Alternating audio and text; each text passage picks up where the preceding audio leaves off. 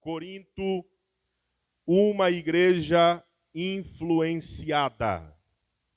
Corinto, uma igreja influenciada. A igreja de Corinto, ela estava sendo influenciada pelo meio em que vivia. Isso não é um sinal bom, positivo. Exatamente porque a igreja de Deus, ela existe para um propósito. A igreja de Deus, ela não existe de modo aleatório, sem sentido, mas ela tem um propósito. E na medida que essa igreja existe e ela passa a ser uma igreja influenciada, liga-se automaticamente a luz amarela, tomando emprestado o semáforo do trânsito, na qual a luz amarela representa alerta, atenção.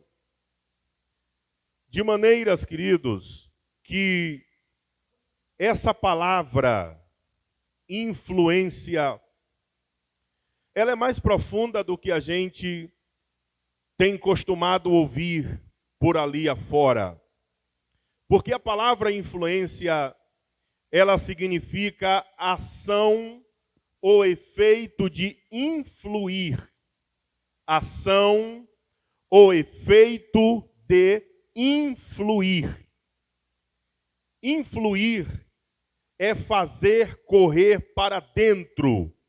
Influir é fazer correr para dentro. Ou seja, é causar um efeito, um resultado em algo ou em alguém. E há pelo menos duas formas de compreendermos o termo, a palavra influenciar, que é a palavra influenciar leva-nos a compreender a possibilidade que se tem de influenciar ou positivamente ou negativamente.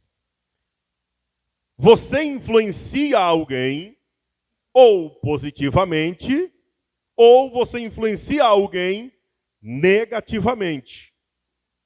Por exemplo, queridos, a Bíblia trata a esse respeito, tanto do influenciar positivamente quanto negativamente.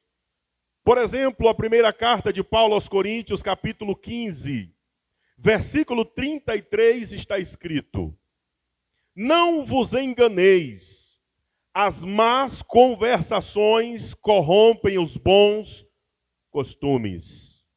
Não vos enganeis, as más conversações corrompem os bons costumes.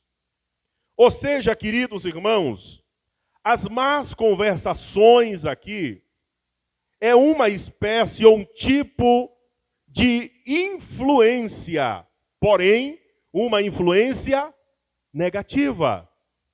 Ela é tão negativa que ela causa um efeito também negativo, porque o termo diz que as más conversações corrompem os bons costumes. Então, meus queridos irmãos, aqui nós temos um exemplo negativo a respeito do termo influenciar. E esse tipo de influência aqui é uma influência oral. É uma influência oral.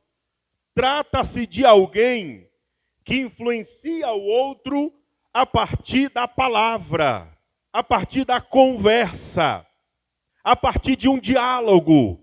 Aí o texto diz: não vos enganeis, as más conversações corrompem os bons costumes. Para os irmãos entenderem melhor, é tipo assim, queridos: conviva muito com alguém que costuma falar palavrão, e daqui a pouco você está falando palavrão.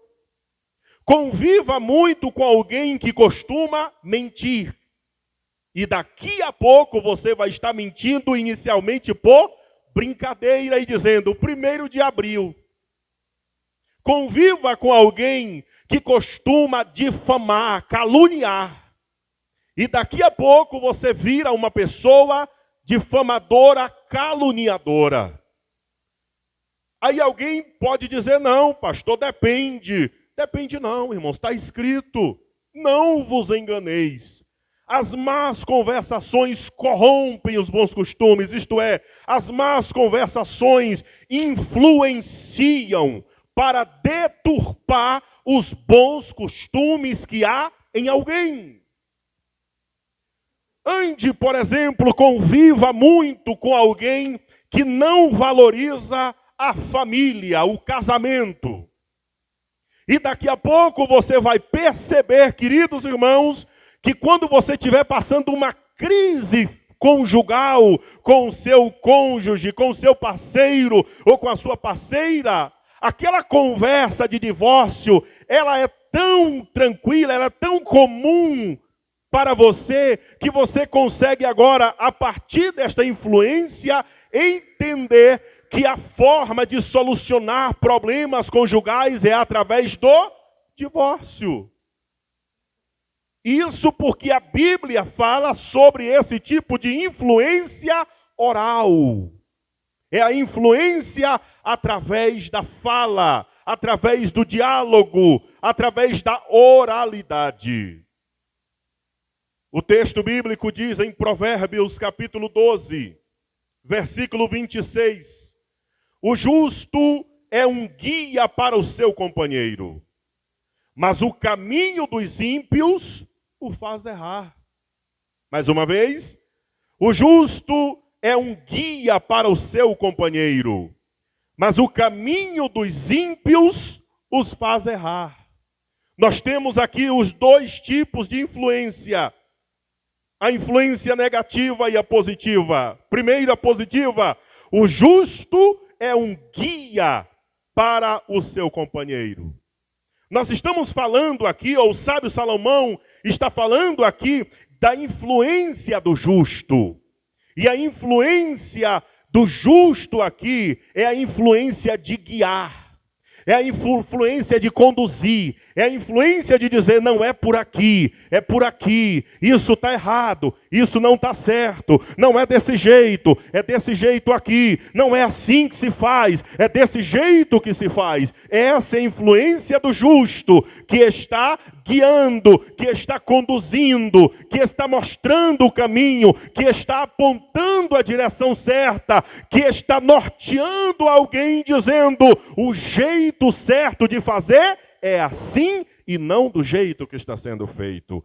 Essa é a influência do justo para o seu companheiro. Mas o mesmo texto, queridos, fala da má influência, porque o texto diz, mas o caminho dos ímpios os faz errar. Ou seja, queridos irmãos, a influência negativa é aquela que vai fazer você errar o alvo. É aquela que vai fazer você errar o caminho do céu. É aquela que vai fazer você errar o caminho da sã doutrina. É aquela que vai fazer você errar o caminho da obediência. É aquela que vai fazer você errar o caminho da verdade. É aquela que vai fazer você errar o caminho da comunhão. É aquela que faz você errar o caminho de uma espiritualidade saudável. Essa é a influência negativa que está atrelado ao caminho dos ímpios, que é o caminho que faz errar, que leva ao erro, que conduz ao erro, que conduz ao precipício, que conduz ao perigo. Então nós vimos aqui, queridos, as duas formas de influenciar em Provérbios 12, 26. No Salmo de número 1 e no verso de número 1 está escrito, bem-aventurado o varão que não anda segundo o conselho dos ímpios, nem se detém no caminho dos pecadores, nem se assenta na roda dos escarnecedores. Prestem atenção aqui, queridos, em 3 pontos importantes. Primeiro, bem-aventurado, isto é, mais do que feliz, é o varão que não anda. É o varão que não anda segundo o conselho dos ímpios. Isto é, queridos irmãos, percebemos aqui uma verdade. Ímpios têm conselhos. Mas espera aí, queridos, porque o texto diz: mais do que feliz é o varão que não anda segundo o conselho dos ímpios. Irmãos, escute isso. O crente não deve andar no conselho dos ímpios. O crente, de acordo com a Bíblia, ele possui a mente de Cristo. Sendo assim, o crente que tem a mente de Cristo, ele tem conselhos para dar. E se ele precisar de conselho, está aí um tipo de conselho que ele não precisa. É o conselho de quem? Dos ímpios. É o conselho dos ímpios. Ah, pastor, mas tem um camarada que eu vejo na internet, no Instagram, no YouTube, na rede social, que ele não é crente não, pastor. Mas pensa em um homem de sabedoria. Mas pensa numa mulher de bom entendimento. Mas aí eu faço uma pergunta, meu irmão. O que vale mais, ou quem vale mais? O ímpio que tem tanto conhecimento, mas ainda não teve coragem de levantar a mão para aceitar a Cristo como Salvador? Ou a palavra de Deus que está dizendo: bem-aventurado o varão que não anda segundo o conselho dos ímpios? Quem vale mais? O conselho do ímpio ou a palavra de Deus? Portanto, o conselho da palavra de Deus é: bem-aventurado o varão que não anda segundo o conselho dos ímpios. Muito embora o ímpio tenha conselho, o conselho dos ímpios não é para aquele que foi lavado e remido com o sangue de Jesus, porque este já tem a mente de Cristo, norteando ele, guiando ele, conduzindo ele, dando sabedoria a ele, dando discernimento a ele, instruindo ele. Depois, o mesmo texto diz: nem se detém. Se eu fosse você, eu colocava na sua Bíblia, bem no rodapé, a palavra deter, marcava, fazia um traço embaixo e escreveria: detém é o mesmo que permanecer com. Nem se detém. Ou seja, detém é permanecer com. E o texto bíblico está dizendo que aqueles que são bem-aventurados não se detêm, ou seja, não permanecem com. Isto é, no caminho dos pecadores. Não permanecem, não se detêm no caminho dos pecadores. Ou seja, meus queridos irmãos, é permanecer no caminho dos pecadores. E nós vimos aqui, queridos, que o caminho dos ímpios, que são aqueles que ainda não se arrependeram da sua impiedade, do seu pecado, o caminho desses ímpios, desses pecadores aqui, são caminhos que levam ao erro.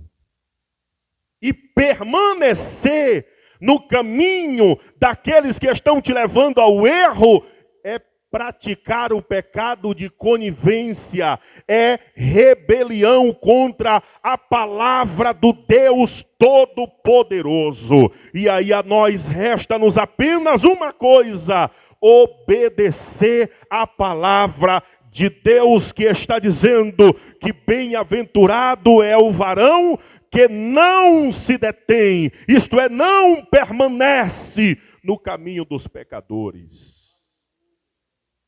Depois diz: e nem se assenta na roda dos escarnecedores. A palavra roda traz a conotação de grupo, traz a ideia de grupo. Não se deter na roda dos escarnecedores é não fazer parte do grupo daqueles que escarnecem de Deus e da sua doutrina. É não fazer parte do grupo daqueles que não reverencia a palavra de Deus. É não fazer parte do grupo daqueles que zombam de Deus, que zombam das coisas de Deus, que criam piadas sujas com as coisas de Deus, que brincam e zombam das línguas estranhas, e está sim desses grupos por aí afora, brincando de zombar de Deus, e muitos crentes ainda param para dar risada, para dar gargalhada. A Bíblia está dizendo, queridos, se você quer ser bem-aventurado, sai fora do grupo dos escarnecedores, sai fora do grupo daqueles que zombam das coisas de Deus. É isso que a Bíblia diz. E a nós compete apenas obedecer a palavra de Deus. Aleluia. E depois, queridos, o apóstolo São Paulo, escrevendo aos Romanos, capítulo 12, versículo 2, ele diz: e não vos conformeis com este mundo, mas transformai-vos pela renovação do vosso entendimento, para que experimenteis qual seja a boa, agradável e perfeita vontade de Deus. E não vos conformeis. A palavra conformeis traz consigo a seguinte ideia: moldar-se de acordo com. A palavra conformeis significa moldar-se de acordo com. Tem gente que tem uma facilidade de se moldar de acordo com que só a graça de Deus. Tem gente que é tipo camaleão. Tá no verde, ele é verde. Tá no vermelho, ele é o vermelho. Tá no azul, é azul. Tá no preto, é preto. Tá no branco, é branco. Sabe como é que a Bíblia chama isso, irmãos? Moldar-se de acordo com. Mas a Bíblia ensina para a gente, queridos, que nós não devemos nos moldar de acordo com este mundo.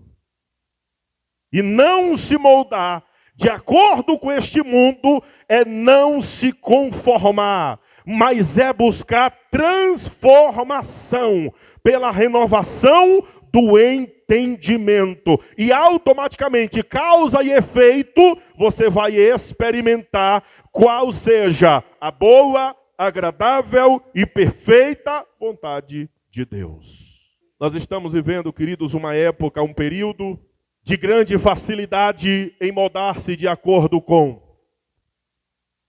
Tem muita gente se moldando de acordo com os parâmetros do mundo. Tem muita gente norteando a sua vida de acordo com a última tendência da moda lá do mundo. Tem muita gente norteando a sua vida a partir dos direcionamentos de influenciadores digitais. E qual é o respaldo? Ele tem milhões de seguidores, então ele tem autoridade. A autoridade para esse mundo cibernético é ter uma rede lotada de milhões e milhões de pessoas. Mas você sabe, queridos, o que de fato significa poder, autoridade? Significa uma vida cheia do Espírito Santo, totalmente desvencilhada desse padrão nefasto que o mundo lá fora ensina. Foi o poder do Espírito Espírito Santo que levou Pedro a ganhar quase 3.000 almas para Jesus. Foi o poder do Espírito Santo que levou Filipe a fazer uma grande obra para Deus e produzir o maior avivamento de Samaria. Foi o poder do Espírito Santo que exportou crentes de Jerusalém para diversas partes do mundo. Foi o poder do Espírito Santo que respaldou a Paulo para ser conhecido como apóstolo dos gentios, um dos maiores ganhadores de almas da história da humanidade. Foi o poder do Espírito Santo, a autoridade do Espírito Santo que trouxe o evangelho até Santo Antônio do Jacinto. Foi a influência do Espírito Santo, a autoridade do Espírito Santo que trouxe Daniel Berg e Gunnar Vingre ao Belém do Pará e pregou a mensagem da salvação, do arrependimento, do batismo com o Espírito Santo e da volta de Jesus Cristo. Aí você está atrás de autoridade na internet, você está atrás de autoridade em redes sociais, você está atrás de autoridade se detendo no caminho dos pecadores, se amoldando a este mundo. Vai achar não, irmão. Vai achar não. Se amoldar, queridos, a este mundo é ter um jeito de viver dentro da casa de Deus e outro jeito de viver lá fora. Tem gente que lá fora você não sabe se é crente ou se desviou. Você não sabe. E você quer constranger alguns crentes, irmãos? Passa por ele no meio das pessoas e dá a paz do Senhor para tu ver. Ele fica constrangido. É paz. Você constrange algumas pessoas, irmãos. Sabe o que é isso? É conformar-se com este mundo. É moldar-se de acordo com.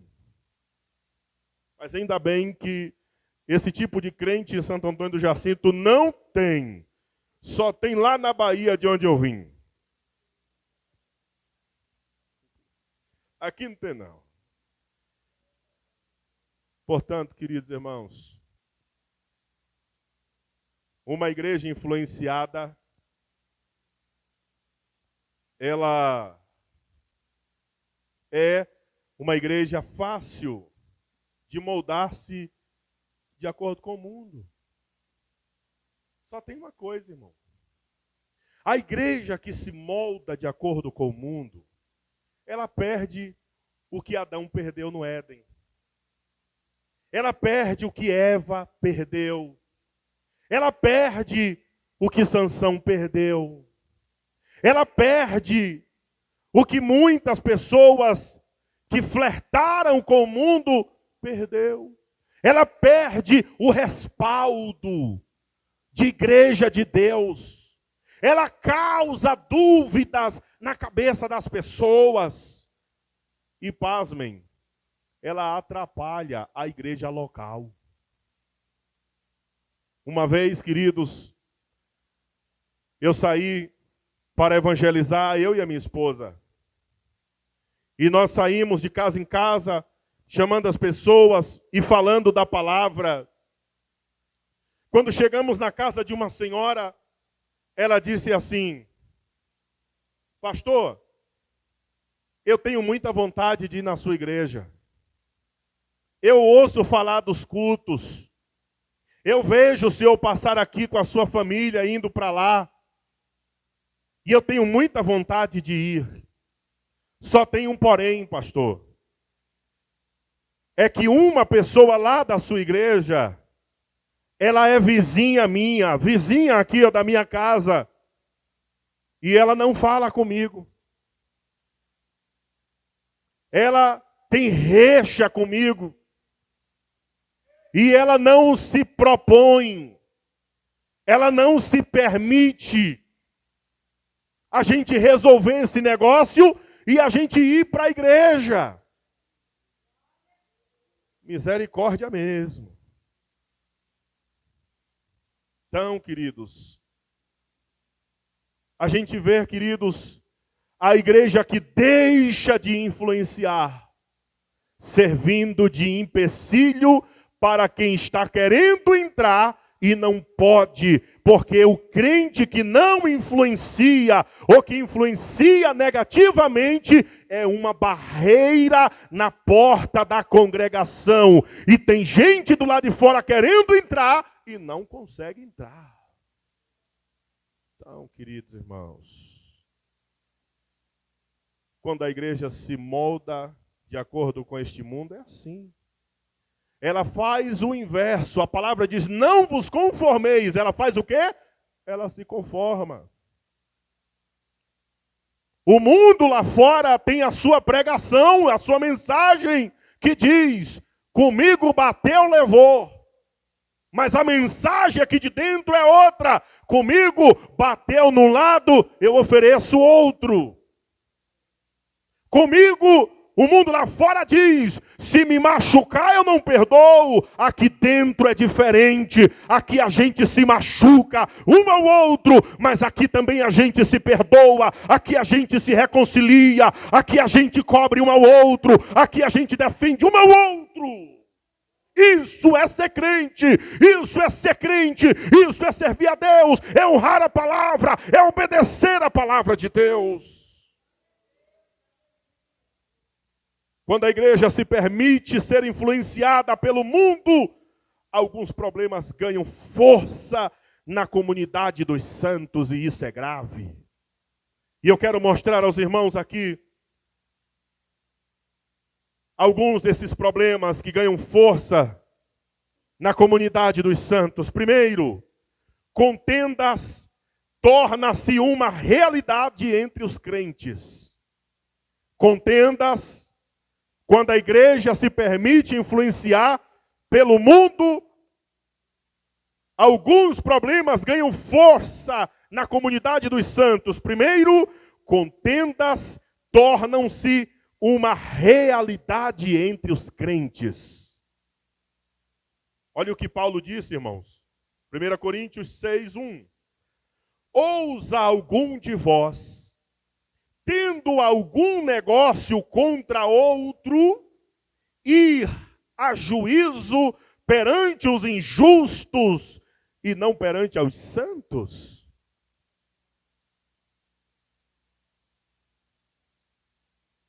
Irmãos, olha aqui para mim. Contendas sempre existiram. Contenda não é problema do nosso século. Na igreja de Corinto havia problemas. Contendas em Jerusalém. Contendas entre Jacó e Esaú aconteceu. Entre os pastores de Abraão e de Ló, houve contendas. Contendas na igreja primitiva por causa da distribuição das riquezas que chegavam à igreja e eram depositadas aos pés dos apóstolos. Havia contendas por causa da distribuição. Sempre existiu, irmão, contendas. Se a gente for ler as Escrituras, nós vamos encontrar muitas contendas no meio do povo de Deus. A Bíblia diz, irmãos, livro de Atos dos Apóstolos, que uma vez houve contenda entre Paulo e Barnabé por causa da obra missionária. E a contenda fez com que um seguisse para um lado e o outro para o outro. Contendas sempre existiram. Existe contenda entre marido e mulher, entre pai e filho. É ou não é? A gente vê uns sorrisinhos assim. Mas, irmãos, escute isso e preste atenção. Onde existir ser humano, é possível que ali haja contenda, irmãos. E o que é a contenda, muitas vezes, é a diferente forma de pensar. Por exemplo, as irmãs na época das festas, elas não contendem bastante umas com as outras? Ah, eu não quero essa blusa rosa, eu quero uma blusa azul. Ah, eu não quero uma azul, eu quero uma verde. Ah, eu não quero com essa fonte dessa letra assim, eu quero mais simples. Ah, eu não quero baby look, eu quero tradicional. Ah, eu não quero essa saia jeans, eu quero social. Ah, eu não quero social, eu quero jeans. E aí começa a contenda, irmão. É ou não é? Problema de crente. Pentecostal ainda. As contendas, queridos. Aí você chega na igreja de Corinto, está lá a contenda formada. É coisa de outro mundo? Não. O apóstolo Paulo pontua, o apóstolo Paulo enfatiza a respeito disso. Ousa algum de vós tendo algum negócio contra o outro. Ou seja, Paulo está dizendo, ó, tem contenda no meio de vocês. Está acontecendo contendas entre vocês. Só que no mesmo versículo 1 do capítulo 6, o apóstolo Paulo afunila a intensidade da contenda que estava tendo entre eles. E o texto bíblico diz, ousa algum de vós, tendo algum negócio contra outro, ir a juízo perante os injustos e não perante os santos? Ô pastor, a contenda é um problema na igreja? É. Por quê? Porque causa desunião, porque causa intriga, porque causa rivalidade, porque causa competitividade, porque aflora o ego de uns, porque faz com que outros fiquem de cara amarrada, porque faz com que a igreja se divida, porque faz com que o clima da igreja fique completamente ruim, porque faz com que a gente deixe de prosperar e de crescer, porque a Bíblia diz que uma casa dividida não prospera, um reino dividido não prospera. Foi o Senhor Jesus quem disse, e a contenda vai trazer na igreja esses males, e quem vai perder é sempre quem? A igreja. Contenda não é coisa boa, muito embora ela existe, não é de hoje nem de ontem, mas não é coisa boa na igreja. Não é coisa boa. Mas aí, como eu disse, Paulo afunila o negócio da contenda na igreja de Corinto, dizendo o seguinte, que o nível da contenda deles estava tão grande, tão acirrado, que eles não estavam mais conseguindo resolver a coisa entre si, entre eles. É aí que está o perigo da contenda. É aí que está. Porque divergir hora ou outra é comum de um lugar que tem várias cabeças pensando. Agora, o problema é quando se perde o controle da situação e a contenda ela começa a galgar patamares mais altos. É aí que está o problema. E aconteceu isso na igreja de Corinto. A falta de sobriedade, queridos, tomou conta deles de uma forma tão grande que não havia mais entre eles capacidade nenhuma de resolver o problema entre cada um deles, entre a comunidade dos santos, entre os cristãos. Aí agora acontece o que aos olhos do apóstolo Paulo e da sua denúncia é considerado como grave, porque o texto bíblico diz, ousam algum de vós, tendo algum negócio contra outro, ir a juízo perante os injustos e não perante os santos. Aqui está um problema grave, irmãos. Esse problema é falta de maturidade. Esse problema é falta de crescimento espiritual. Esse problema aqui é falta de submissão à palavra de Deus, causado pela contenda. Agora eles não conseguem mais resolver a situação entre eles e agora eles vão a tribunal perante homens ímpios para que possam então julgar a causa que deveriam ser tratadas entre eles. Aqui a gente vê, queridos, o que é que a contenda faz? A contenda é capaz de saltar as muralhas mais altas. A contenda é capaz de chegar às distâncias mais longínquas. A contenda é capaz de fragmentar um reino. A contenda é capaz de fatiar um povo. E no final de tudo, se não houver uma correção, a contenda faz qualquer reino, qualquer família, qualquer igreja desmoronar como sendo um castelo de areia.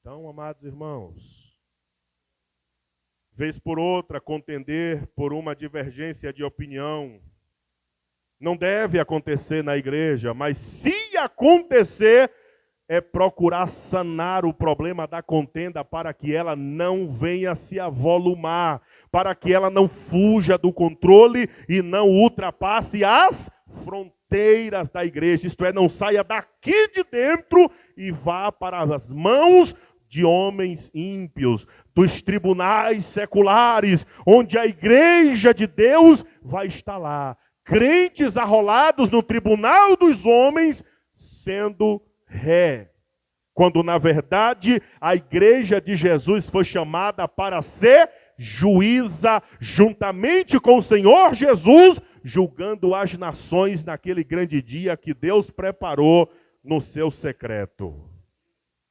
Então, queridos irmãos, aqui nós temos a gravidade da contenda. É quando perde-se o controle, é quando falta a capacidade mental, espiritual, o equilíbrio, a sobriedade entre nós.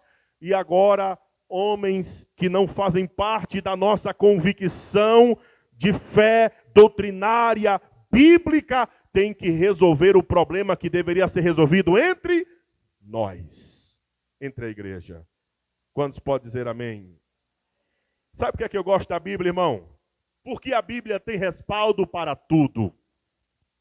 A Bíblia resolve qualquer problema de ordem humana. A Bíblia tem ensinamento e tem respaldo para tudo. Sabe qual é o nosso problema? É que muitas vezes nós não examinamos as Escrituras como convém, e aí por causa da falta de examinar, aí nós começamos, queridos irmãos, a praticar alguns erros, a praticar algumas contradições entre a nossa vida e a doutrina, porque nos falta a capacidade de averiguar o texto, de analisar a palavra, de examinar a nós mesmos para corrigir a tempo os nossos problemas, as nossas dificuldades. Então, queridos, segundo lugar, consequências das contendas na igreja. As contendas existem. O problema é quando elas fogem ao nosso controle. Segundo, as consequências das contendas na igreja. Os crentes estavam dando um mau testemunho aos não crentes. Versículo 1 e o versículo 6 está escrito: ousa algum de vós, tendo algum negócio contra outro, ir a juízo perante os injustos e não perante os santos? 6. Mas o irmão vai a juízo com o irmão, e isso perante infiéis. Ô irmão, olha aqui para mim rapidinho. Olha aqui para mim. Cada um dos irmãos que pode, né? Respondam para mim, irmãos.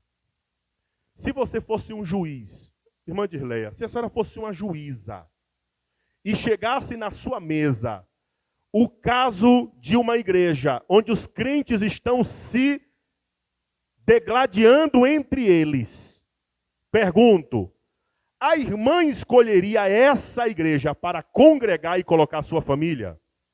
Escolheria, irmã? Eu também não.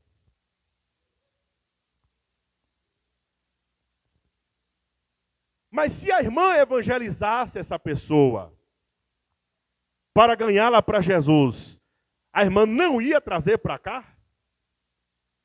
Ia trazer para cá? A senhora evangelizava a pessoa, a senhora não vem para cá porque tem ciência, mas mandaria alguém para cá? Se a senhora não viria, evangelizando alguém, ganhando, a senhora mandaria para um lugar que a senhora não viria? Irmão,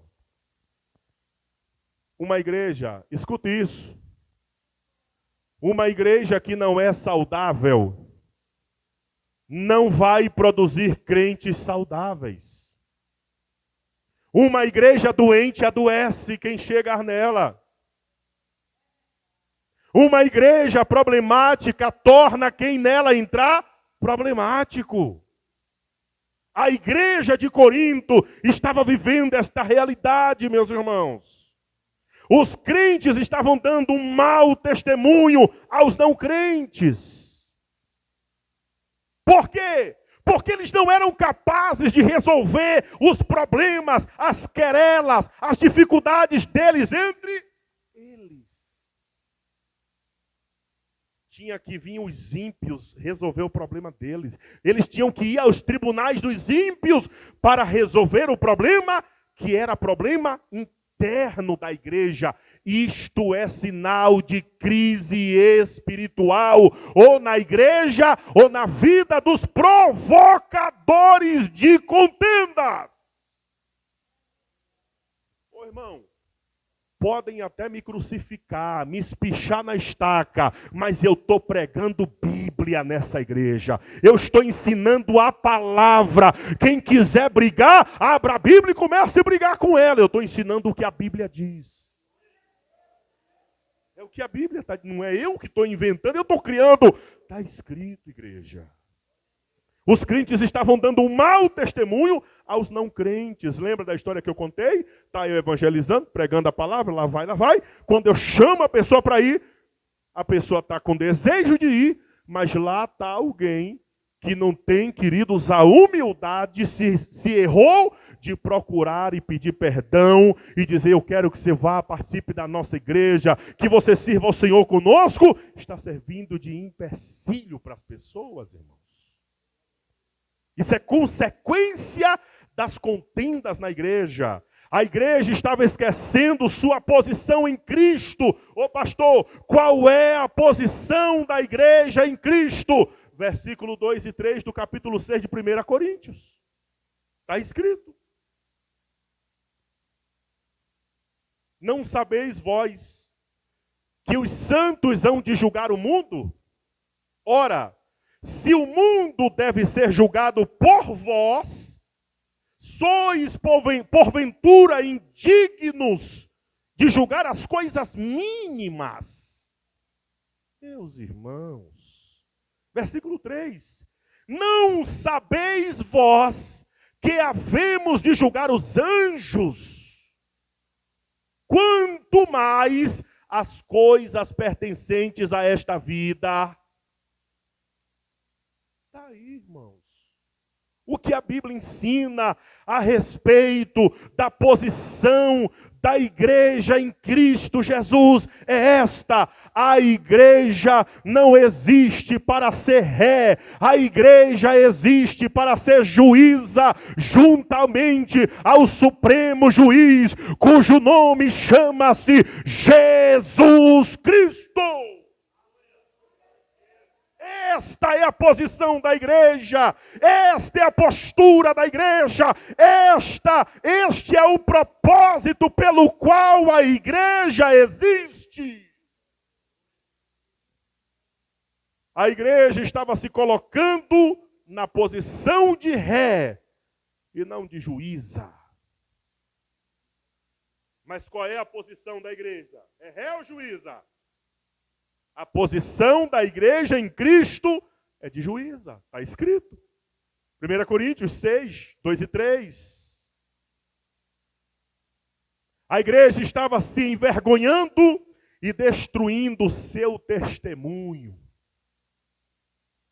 A igreja estava se envergonhando e destruindo o seu testemunho. Versículo 5. Para vos envergonhar, o digo. Não há, pois, entre vós sábios, nem mesmo um que possa julgar entre seus irmãos? A igreja estava se envergonhando e destruindo seu testemunho. A consequência, querido, as consequências da contenda ou das contendas na igreja, uma delas é essa, é que a igreja, ela se envergonha e destrói o seu testemunho.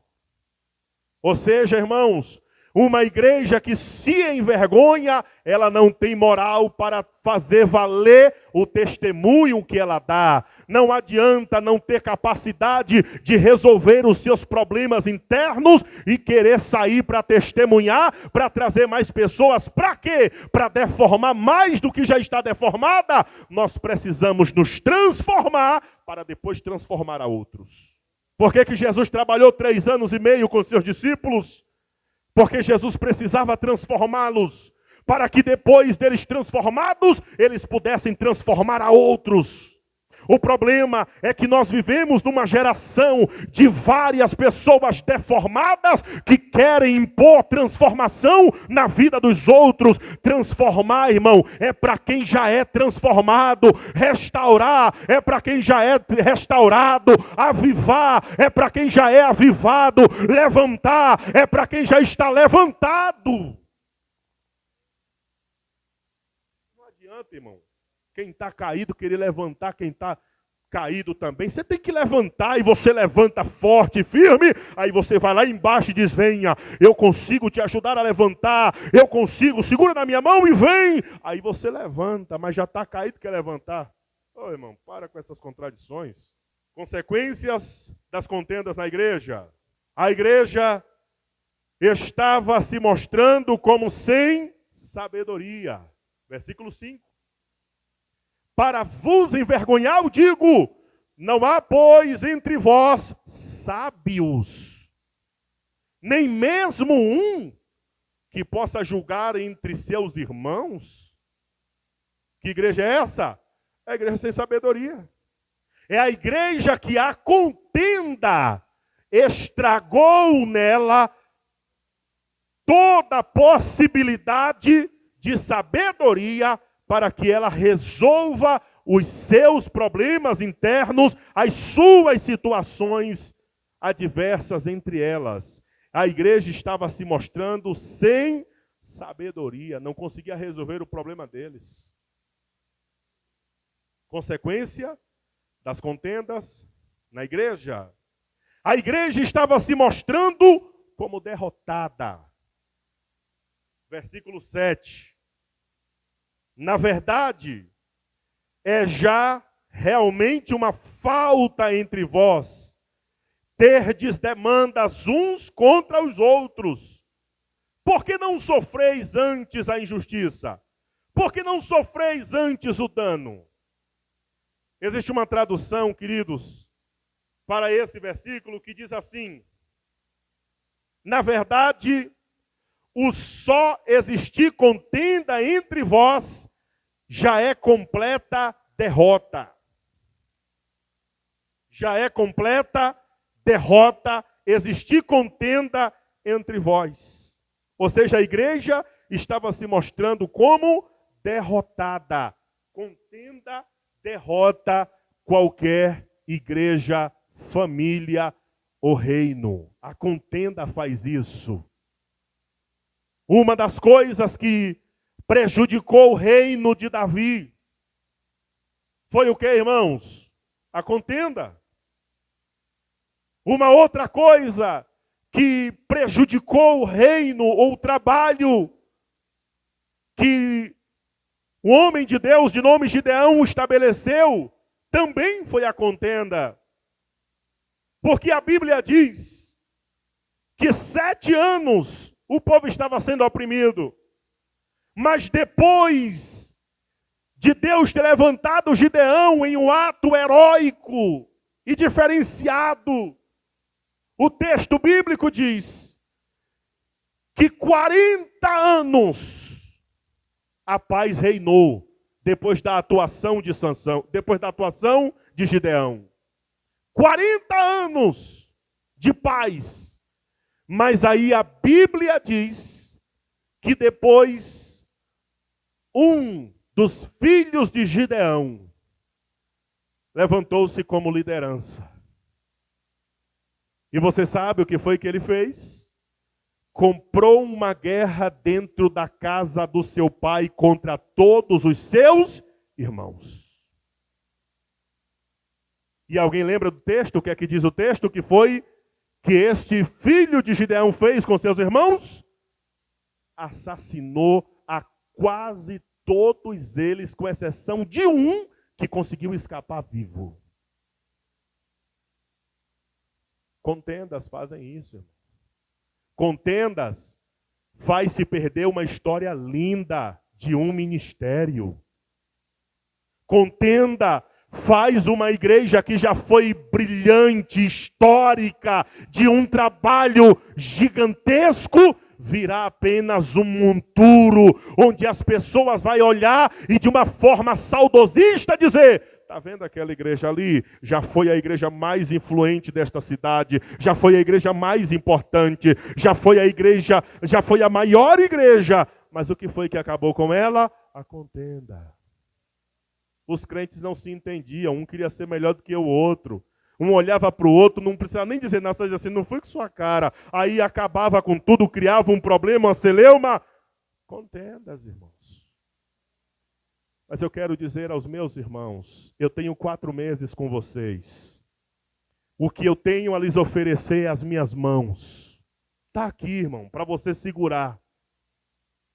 As minhas mãos estão aqui para você segurar nelas e a gente fazer uma grande obra para a glória de Deus. As minhas mãos estão prontas para servir. As minhas mãos estão disponíveis para segurar nas suas mãos e fazermos uma grande obra para Deus. Mas se você só tiver contenda, eu não vou perder tempo com contendeiro, com contendeira, porque eu sei qual é a missão que Deus me chamou para fazer aqui. Irmãos, eu quero deixar uma coisa muito clara. Eu não pedi para vir para cá. Eu não pedi para vir para cá. Eu nunca pedi para ir para lugar nenhum, nem para sair, nem para ficar. Meu negócio é com Deus. Meu relacionamento é direto com Deus. E é Deus que dirige a minha vida. Mas se eu vim para cá, irmãos, eu entendo que foi Deus que me trouxe. E se Deus me trouxe e você está disposto a segurar na minha mão e fazermos uma grande obra, venha comigo, segura. Nós vamos fazer um trabalho histórico nessa cidade. O nome do Senhor vai ser glorificado. Essas situações adversas, nós vamos vencer elas, nós vamos superar elas. O nome do Senhor vai ser glorificado, mas sem contendas. Sem contendas, sem briguinhas, sem indiferenças, sem guerrinhas. A minha guerra, irmão, não é contra você. A minha guerra é contra aquele que quer destruir a nós. A nossa guerra é contra aquele que quer destruir as almas. A nossa guerra é contra os principados, as potestades, os poderios espirituais da maldade. A nossa guerra é contra estes. A igreja estava praticando injustiça e escandalizando o evangelho, versículo 8. Mas vós mesmos fazeis a injustiça e fazeis o dano. E isso aos irmãos. A igreja estava praticando injustiça e escandalizando o evangelho. Estavam sendo injustos uns com os outros. Ô irmão, se você puder, olha aqui para mim. Quando você me julga sem me conhecer, você está sendo injusto. Quando eu lhe julgo sem lhe conhecer, eu estou sendo injusto. Quando eu lhe persigo sem que haja nenhuma razão, e ainda que houvesse, eu estou sendo injusto. Mas quando você me persegue, você está sendo injusto. Nós estamos sendo injustos. E a igreja de Corinto estava praticando a injustiça. E estava escandalizando o evangelho. E você sabe que a injustiça, irmão, é você ficar no WhatsApp falando mal de uma pessoa que você nem conhece. É levantar falso de alguém que você nem convive. Isso é injustiça, irmão. Se Jesus vier, você vai, como diz vocês vão se lascar no reino do inferno, irmão. Como diz os mineiros, que eu ouço falar. Eu ouço um bocado falar. Ainda hoje eu ouvi um falar isso aqui. A Bíblia diz que os injustos não vão entrar nos céus, irmão. Os céus é para aquelas pessoas que entendem a graça de Deus e aceitam na sua vida deliberadamente. Semeadores de contendas. O céu é fino, irmãos. A porta é estreita. Quer entrar? Solta as bagagens. Deixa no mundo. Faz igual o filme O Peregrino. O cristão em busca da graça e um fardo nas costas lhe prejudicando o tempo todo. A caminhada do peregrino começa a ficar melhor quando ele chega até a graça de Deus, que o fardo cai. Tem muita gente que não abre mão do fardo para ficar perseguindo os outros. Tirando a paz dos outros, perseguindo, fofocando, disse-me-disse. Isso é do diabo, irmão. De que espírito somos nós? Do de Deus ou do diabo? Porque quem é do Espírito de Deus tem o ministério do bombeiro, apagar fogo e não acender. Fogo estranho, a gente apaga. O fogo do Espírito, a gente deixa queimar. A gente deixa pegar. A gente deixa fluir. A gente dá lugar. Terceiro e último, em 5 minutos que me resta. Quando a igreja permite ser influenciada pelo mundo, alguns problemas ganham força na comunidade dos santos. Primeiro, contendas torna-se uma realidade entre os crentes. Segundo, as consequências das contendas na igreja. E terceiro, solucionando os problemas que as contendas causaram.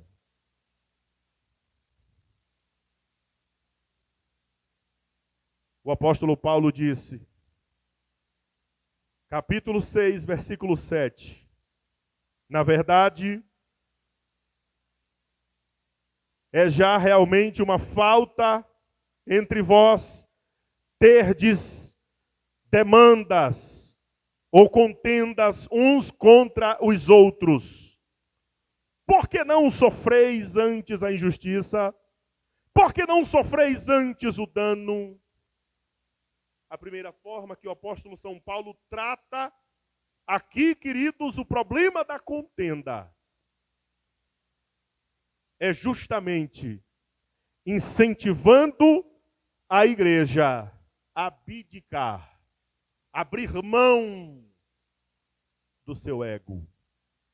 Ah, pastor, não foi eu que comecei, foi ele. Ah, pastor, foi ela que falou mal. Ah, pastor, foi ele que isso. Ah, pastor, eu vi a print. Ah, pastor, não sei o quê. Ah, pastor, eu ouvi o áudio.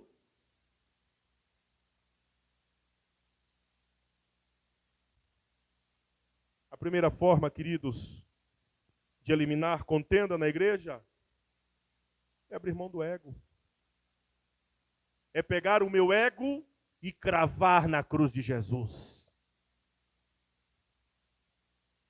É abrir mão do meu ego e não querer saber quem está certo e quem está errado, mas focar na solução do problema.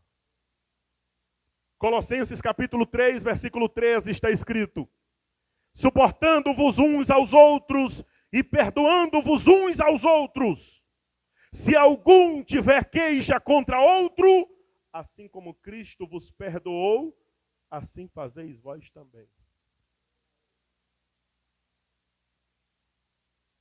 O que acaba contenda na igreja chama-se perdão.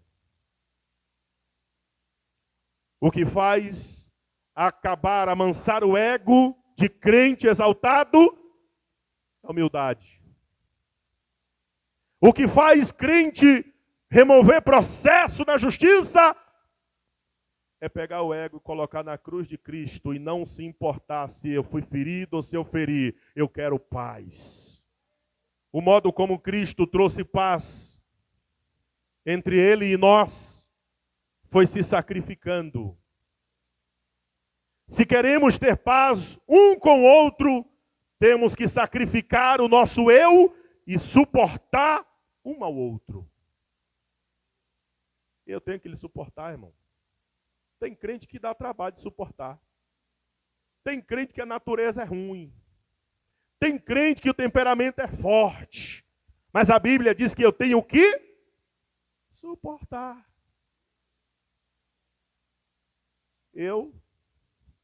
Só Jesus.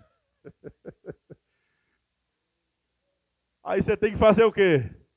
Rapaz, olha, de mim mesmo eu não suportava esse gordinho, não. Mas eu vou suportar porque é bíblico. Amém ou não amém, irmãos? Eu estou falando assim, irmão, caso alguém fale ao meu respeito, sabe? De mim mesmo eu não suportava esse pastor gordinho, não. Mas eu vou obedecer a palavra e vou suportar ele. Eu vou pedir a Jesus para ter misericórdia de mim e dele para eu suportar ele. Isso é cristianismo, irmão, isso é bíblico. Outra coisa, isso é bonito, praticar a palavra de Deus. Imagina, queridos, imagina. Jesus está lá em cima do céu, aí olha, vê um bocado de tranqueira ruim, eu e tu. Um bando de tranqueira ruim. Um é brabo demais, outro de tão quieto que é preguiçoso no reino, não faz nada. O outro é meio ranceiro. Aí Jesus olha, eu vou me meter com essas misérias nada. Tu é doido, eu vou ficar aqui no meu trono sentado. Mas aí depois Jesus olha de novo e diz, ih, rapaz, se eu não for lá vai se lascar tudo no inferno, eu vou lá. Aí, porque Deus amou o mundo de tal maneira que deu o seu Filho unigênito, para que todo aquele que nele crê não pereça, mas tenha a vida eterna. Ou seja, meu amado irmão, aquele que nunca cometeu nenhum pecado, aquele que nunca cometeu nenhum erro, aquele que nunca falhou, aquele que nunca errou, ele simplesmente vem e se coloca no nosso lugar, recebe o castigo que era nosso, passa o sofrimento que nós deveríamos passar, assume o nosso lugar, tudo por um único propósito, a guerra que existia entre nós e ele fosse simplesmente declarado paz, que haja paz entre criatura e Criador, que haja comunhão entre criatura e Criador. Deus não tinha razões para fazer o que ele fez, para sofrer o que ele sofreu, mas ele veio por entender que nós precisávamos dele. Suportar um ao outro é entender, eu preciso de você, você precisa de mim, eu preciso de você, você precisa de mim, nós precisamos de Cristo até o fim. E para encerrar, irmãos, para findar a contenda na igreja, a igreja precisa reavaliar sua conduta e reprovar as más condutas que teve espaço no meio dela. Capítulo 6, versículo 9 a 11. Não sabeis que os injustos não hão de herdar o reino de Deus? Não erreis, nem os devassos, nem os idólatras, nem os adúlteros, nem os efeminados, nem os sodomitas, nem os ladrões, nem os avarentos, nem os bêbados, nem os maldizentes, nem os roubadores herdarão o reino de Deus. E é o que alguns têm sido, mas haveis sido lavados, mas haveis sido santificados, mas haveis sido justificados em nome do nosso Senhor Jesus e pelo Espírito do nosso Deus. A igreja que quer influenciar o mundo precisa saber conviver internamente na congregação dos santos com maturidade e cooperando mutuamente com o crescimento espiritual um do outro. A igreja sarada Sara, uma igreja espiritualmente saudável, produzirá crentes espiritualmente saudáveis.